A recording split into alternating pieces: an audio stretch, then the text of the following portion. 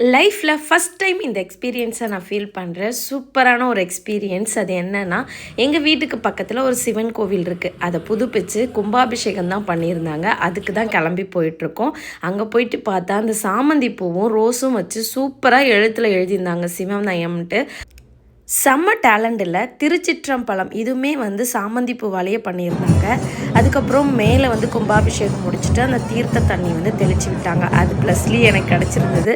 அதுக்கப்புறம் முன்னாடி ஒரு அரச மரம் இருந்தது. அது சும்மா அப்படி திரும்பி பார்த்தா தேன் கூடு எவ்வளோ பெருசு இருக்குது பாருங்கள். ஆனால் இது எப்படி எடுக்கிறதுன்னு தான் தெரில. இதுக்கும் ஆள் வச்சுருப்பாங்க. இந்த மியூசிக்கை கேளுங்களேன்.